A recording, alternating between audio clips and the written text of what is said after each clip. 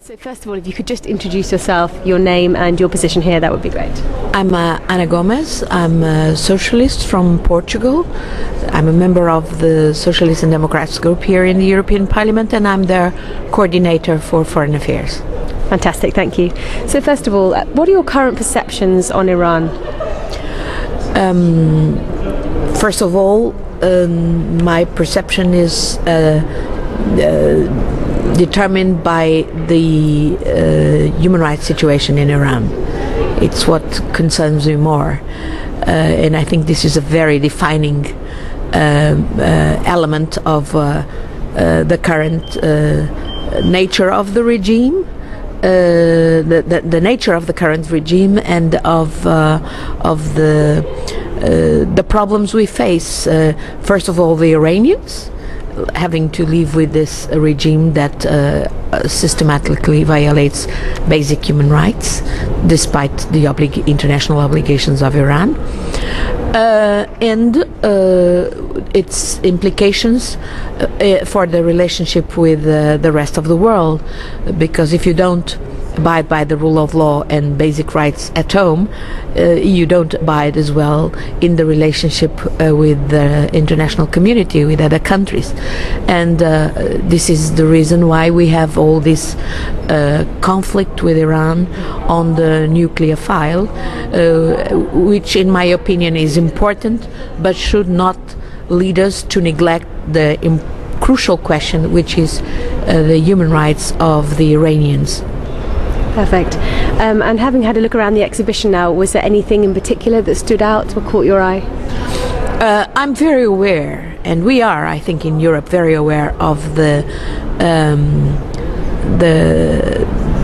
greatness of the Iranian culture, the Iranian civilization. We all learned in school at young ages about the great Persian civilization that is obviously the substract of the Iranian culture today and of the Iranian people. And I think I do also appreciate very much the importance of Iran in the region. And I want to give, I wish that Iran would have a genuinely democratic regime, because I'm sure Iran would stand much taller in the region and in the world with a truly democratic regime, which would not be oppressive of the people. It would have tremendous implications for the security of Iran itself, but also for the security of the region. Now, I believe Iran is a destabilizer of the region. I do understand the concerns of Iran when it comes to existing nuclear powers in the neighborhood, starting with Israel and ending with India and Pakistan, outside of the NPT, all of them.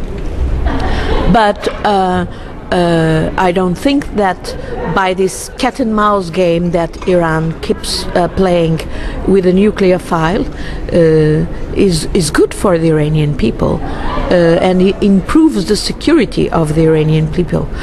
I think it's outrageous as well, the kind of statements that President Ahmadinejad is all the time making about wiping out Israel from the neighborhood.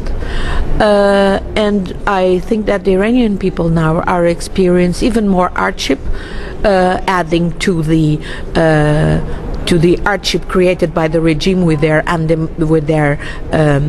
non-respectful nature in what concerns basic human rights of the Iranian citizens and of the women in particular, and of the different communities of Iran. I know it's a very diverse society, ethnically, religiously, and it's quite oppressive, the current system, but definitely all that is aggravated now with the sanctions regime that is the reaction both of Europe and the United States and other countries as in order to make Iran fulfill its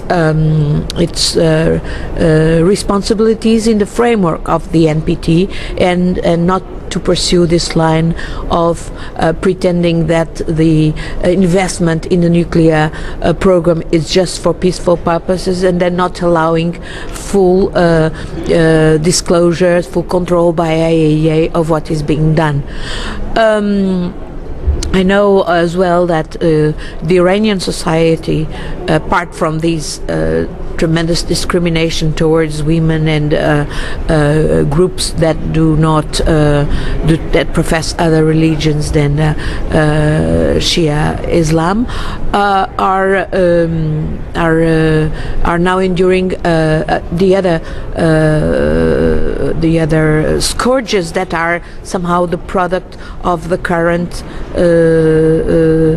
global threats we face, and about which the current regime is not that good at containing. On the contrary, I'm thinking about, for instance, the spreading of drugs, which is a scourge of the Iranian society, like many others. But the current regime is not actively dealing with it in this problem in an effective way. Actually, we know that the Pasdaran are actually a source of the spreading of the drugs. To me, clearly, the nature of the current regime doesn't suit the people of Iran, and doesn't allow Iran to have the power that it deserves regionally and globally. Thank you for that. And just one final question. What do you think, in your opinion, is the best way to reach a democratic system in Iran, so that in order to preserve human rights ultimately? I don't believe in democracy by the bombing, as Americans and their coalition of the willing tried in Iraq. No. I think it has to come from inside the society.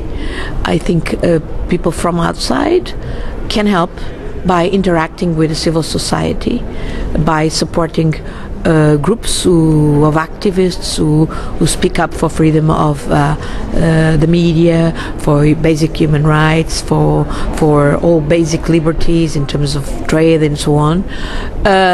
But those from outside cannot replace the fight of the people from inside. And I know that there are very, very brave Iranian men and women.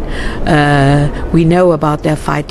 We know how they came out into the streets in 2009, how they were cruelly repressed, how many of them still, many have lost their lives, many are still in jail, but there are others who keep fighting, and I'm pretty sure that this regime will not last forever. I have lived in a dictatorship in my own country, Portugal, and I know that even though you feel sometimes powerless and you think that this dictatorship is going to last forever, it won't happen.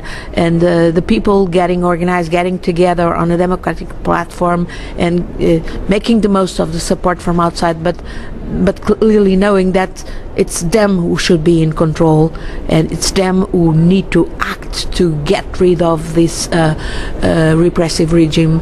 That is what is going to make it change.